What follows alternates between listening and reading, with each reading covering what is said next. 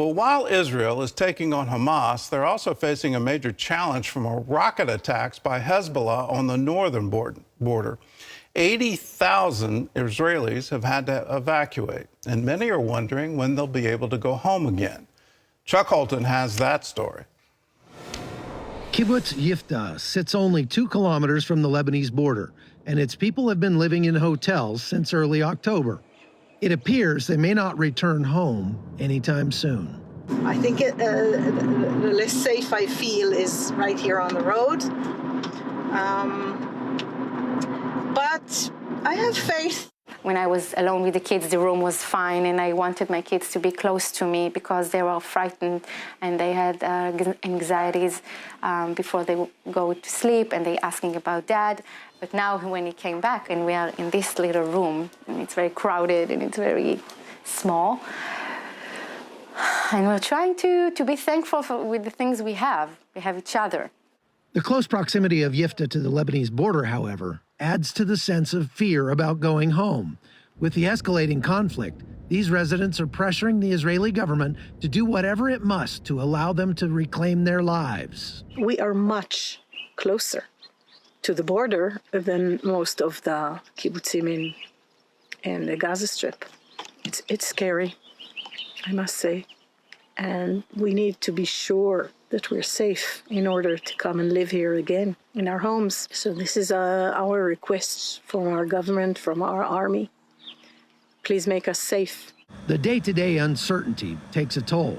Ongoing missile attacks from Hezbollah, despite Israel's commitment to wipe out the threat, leaves many here feeling powerless. Like every day I was crying. I'm trying to think, like every time I feel like I don't have enough perspective to see the whole picture, because I lived day by day, not even day by day, and hour by hour, because I don't know. Every morning I wake up and I'm not sure how things are going to go in the country with the war, and I feel like I have no control on life.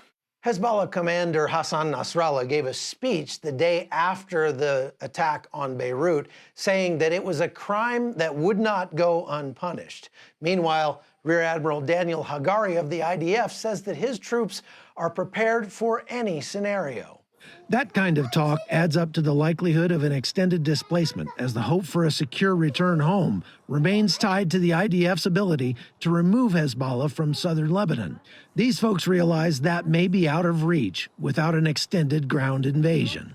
This will take a very long time. That's what everybody keeps saying to us. That's what the messages that we're receiving is that this will take months until we have to just wait and hope that the war with Hezbollah will create some kind of safety net for us to be able to return home, because without that, we will not be returning to our home in Yiftah.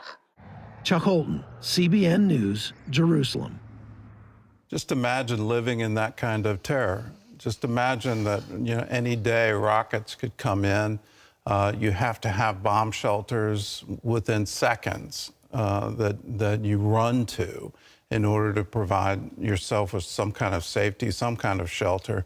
And then the fear of some invasion by terrorists who will kill you, who will rape you, who will take your children from you. All of these things are the reality of everyday life for people on the border of Lebanon and people on the border of Gaza. We wouldn't ever tolerate that here in the United States. It wouldn't be able to happen. We would absolutely demand our government take out the terrorists and provide safety and security for the citizens of the United States. That's the same cry in Israel. You have to have security. Without it, you don't really have a nation.